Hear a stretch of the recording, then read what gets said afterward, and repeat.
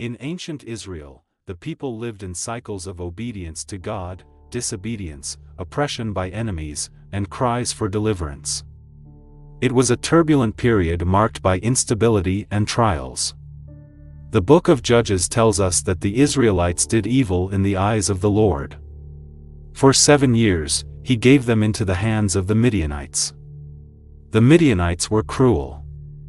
They invaded Israel and destroyed crops and livestock. God's people hid. In the midst of chaos, we find Gideon, an ordinary young man destined for an extraordinary mission. Gideon was threshing wheat in a wine press to keep it from the Midianites. It was in this moment of weakness that the impossible happened.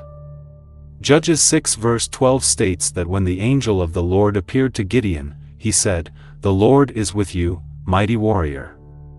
The angel was talking to someone else. Gideon was confused and upset. In Judges 6 verse 13, Gideon asks, "But if the Lord is with us, why has all this happened to us?" He wants to know why the Lord is allowing this to happen.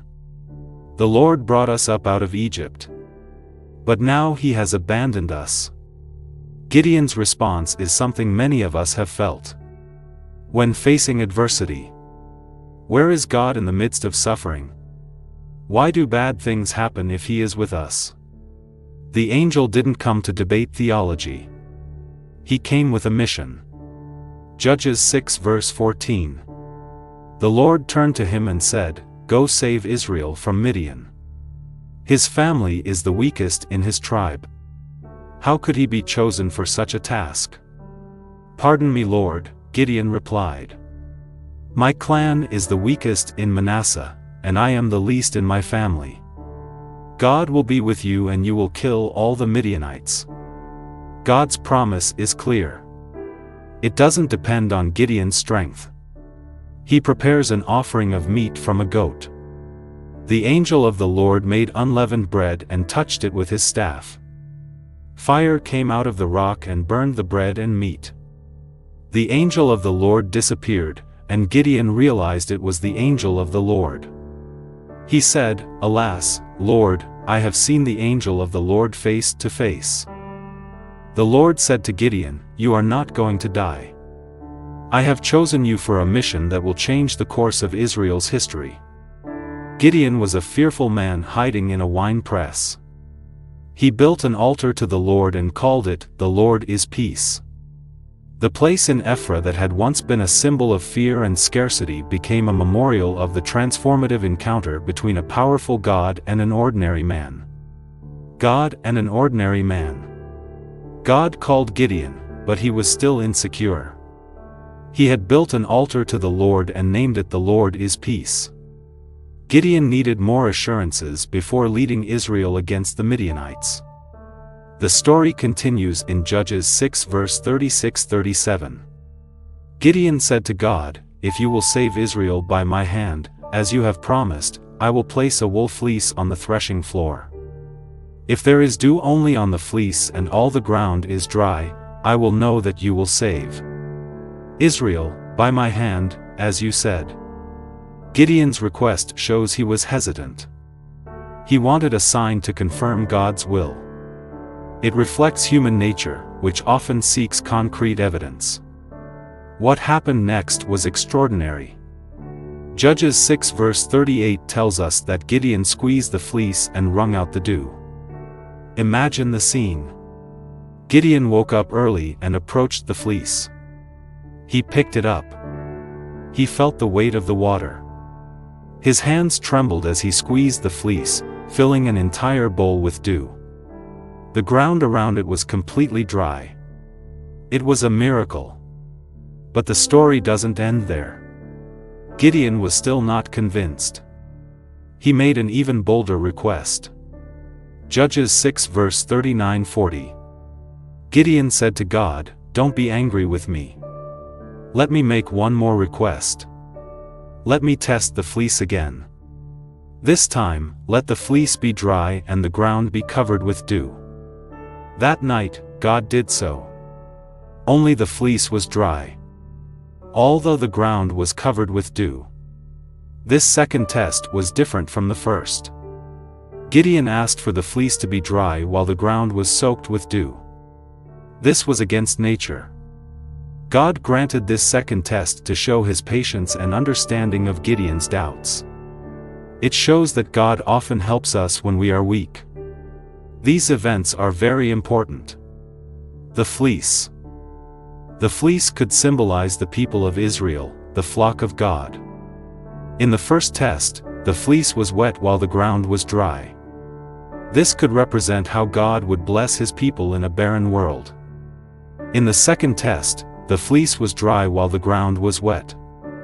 This could symbolize how God would use Israel to bless the nations around them. These fleece tests illustrate Gideon's gradual transformation. He was now in direct conversation with God, negotiating the terms of his faith and leadership. God answered Gideon's requests, but seeking signs is not the ideal standard of faith. We are encouraged to trust in God's word without demanding miraculous proof. However, at this crucial moment in Israel's history, God chose to strengthen Gideon's faith through these tangible signs. The fleece test marks a turning point in Gideon's narrative. He was now ready to lead the people of Israel against the man who once considered himself the least in his family was about to become one of the greatest judges of Israel. The story of the fleece teaches us several important lessons. First, God is patient with our doubts. Second, faith often grows gradually through concrete experiences with God. And third, when God calls us to a task, he also equips us with the confidence needed to accomplish it. Gideon's insecurities were gone. He was ready for the next step in his journey. The army needed to be gathered for a battle against the Midianites. Gideon was ready to lead Israel against them. God's call echoed in his ears. It was time to act.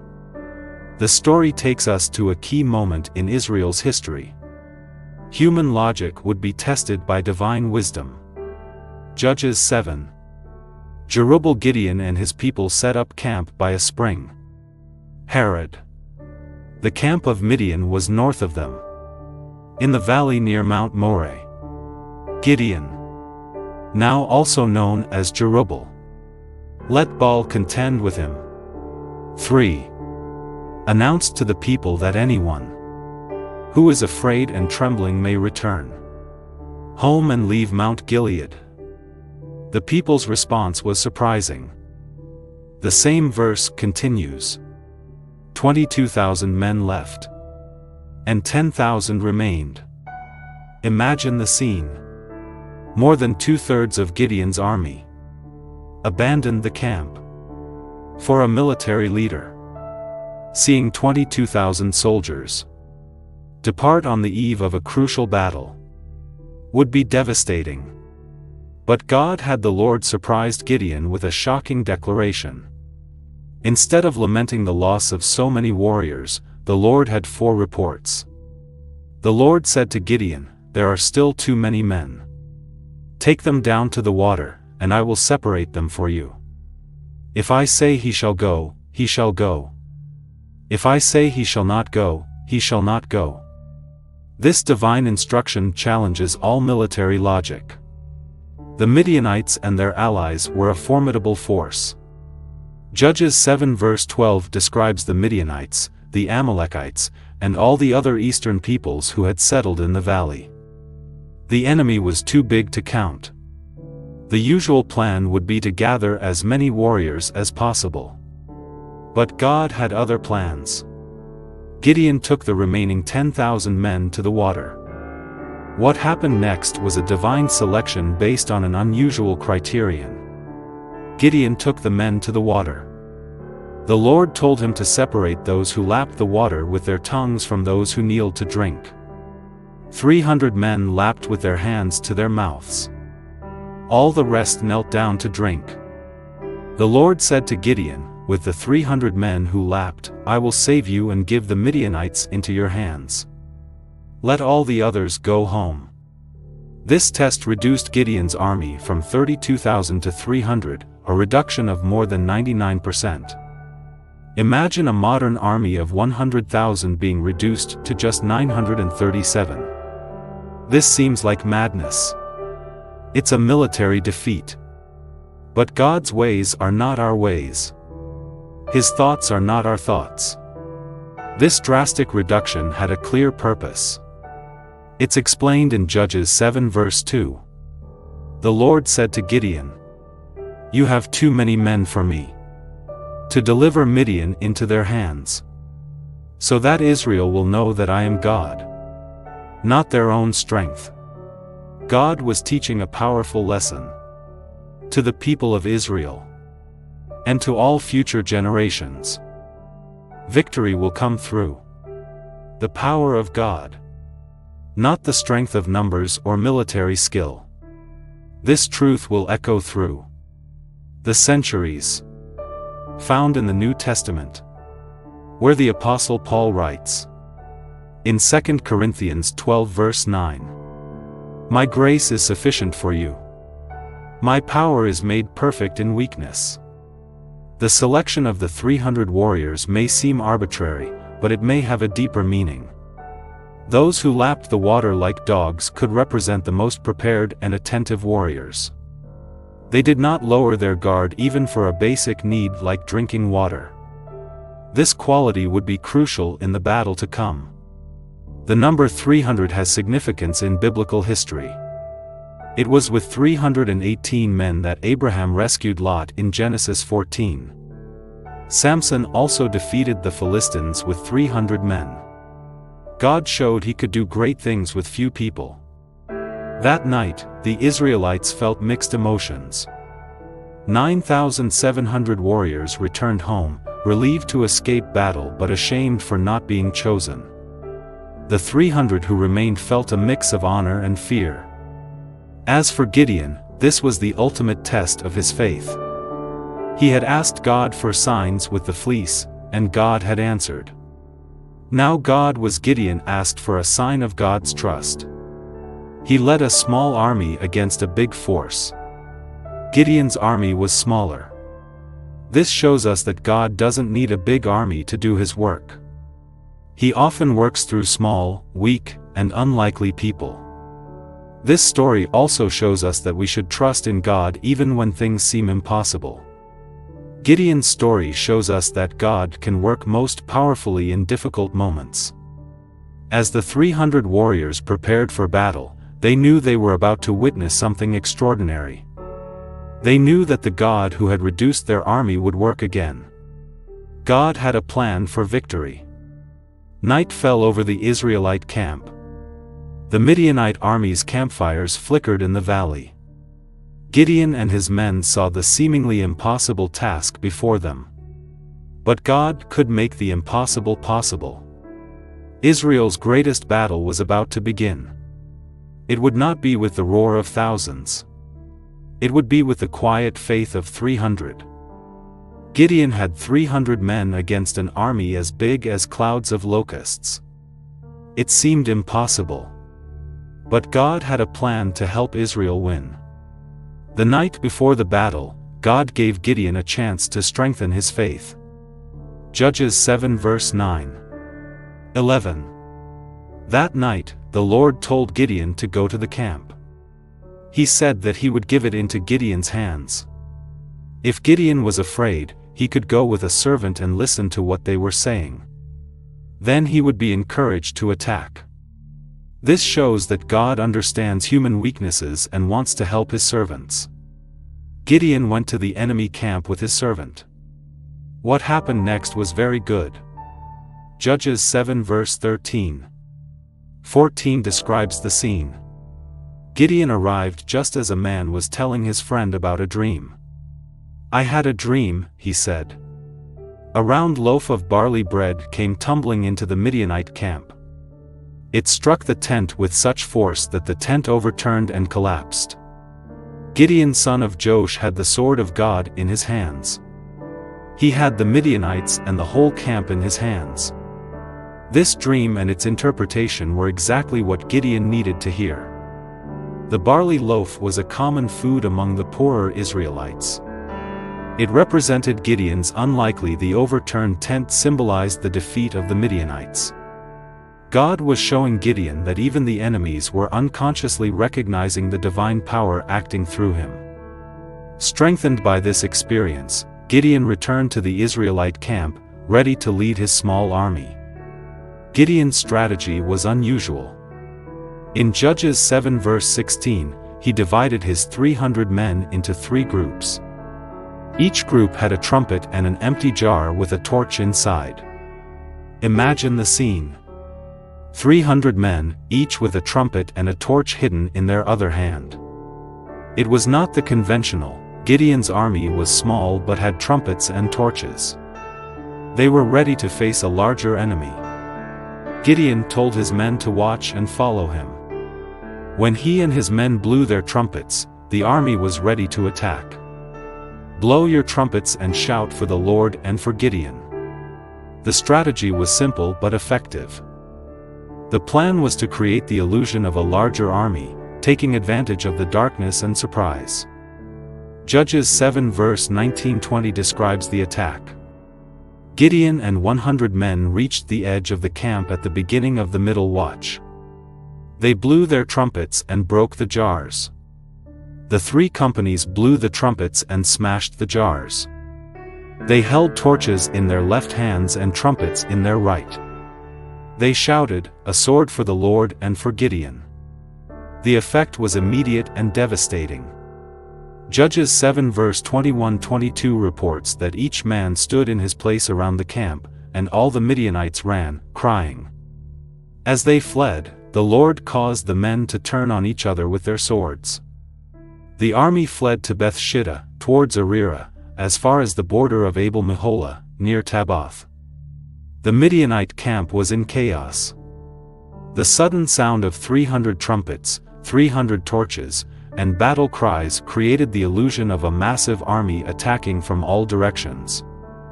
The Midianites began to fight among themselves, unable to distinguish friend from foe. This divine strategy demonstrates several important truths. First, God often uses unusual methods to achieve his purposes.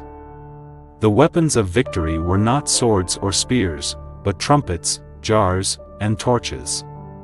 Second, obedience is important.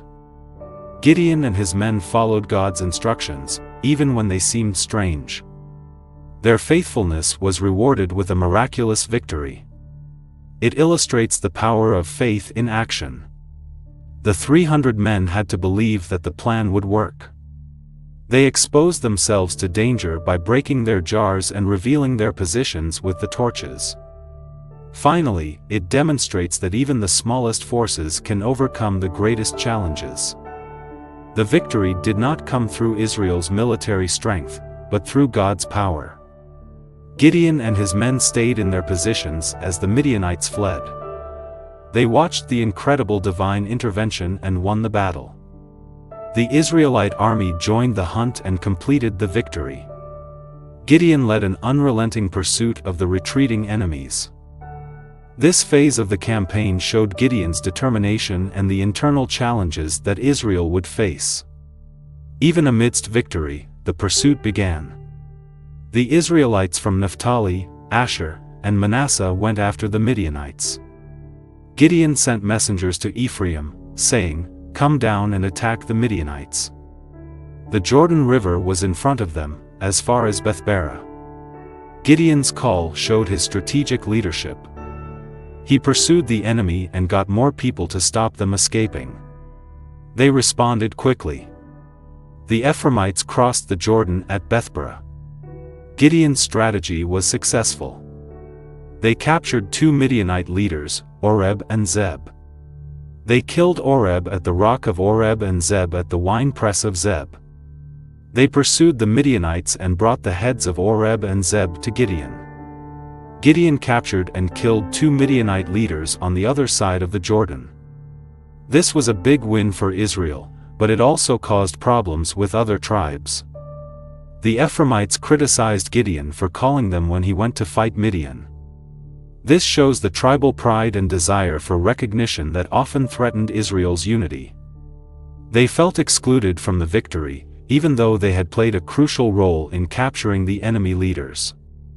He showed his diplomatic wisdom. Judges 8 verse 2. But he answered them. Gideon managed to calm the Ephraimites. He valued their contribution and downplayed his own achievements. This ability to handle internal conflicts was crucial for maintaining Israel's unity. The pursuit of the Midianite kings continued. Judges 8 verse 4-5 gives us a sense of the intensity of this. Gideon and his 300 men were tired but still chasing the enemy. They came to the Jordan River and crossed it. Gideon asked the men of Sukkot for bread for his troops. He said he was still chasing Zebah and Zalmunna, the kings of Midian. This shows how determined Gideon and his men were and how hard they had to work. They were tired but kept going, showing great dedication to their mission. But the men of Succoth were not happy. They said, "Are Zebah and Zalmunna already in your hands? We should give bread to your troops."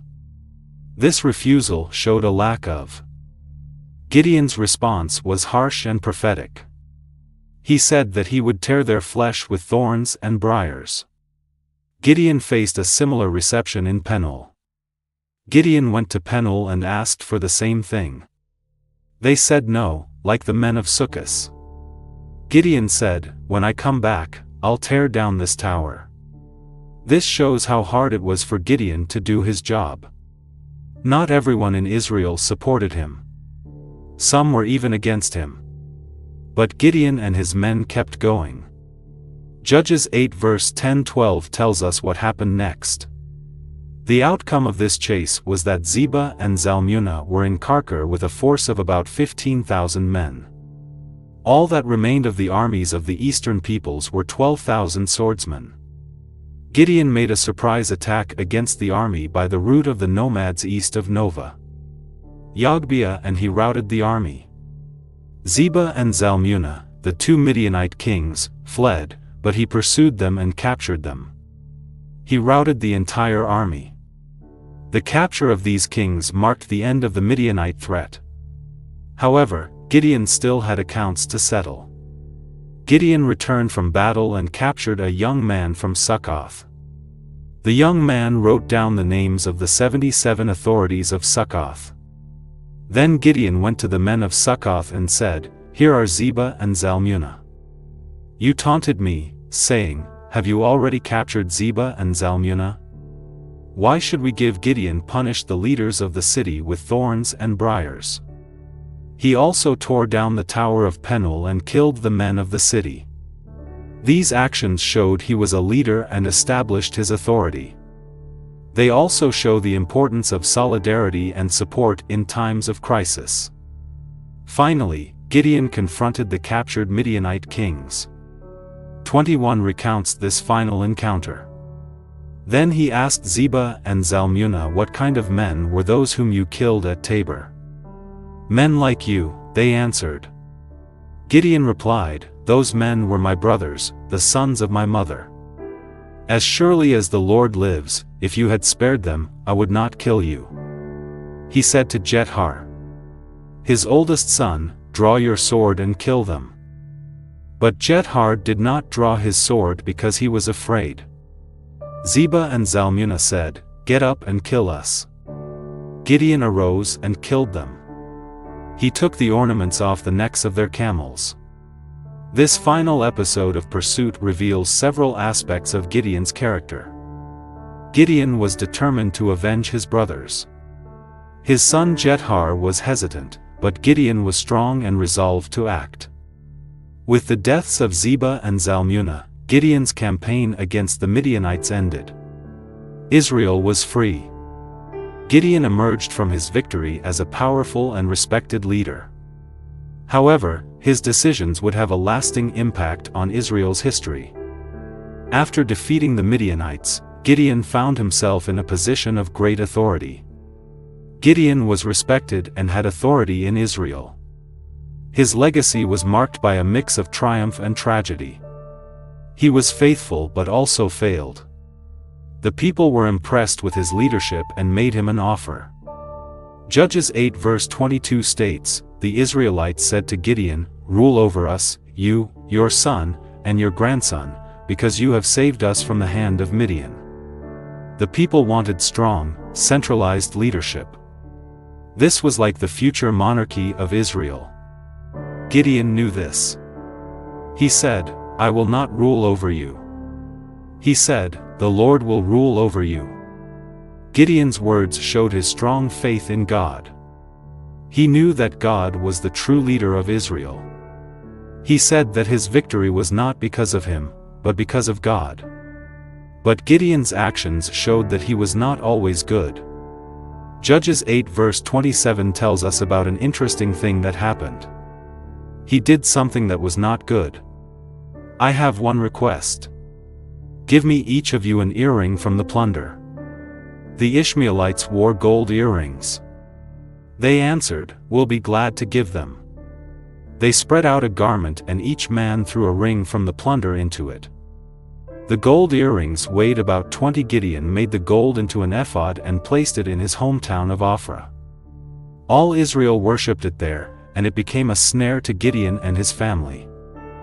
This shows a flaw in Gideon's. Gideon made an ephod, a priestly garment, for the people of Israel. He did not intend to start an idolatrous cult, but his actions led the people to worship it.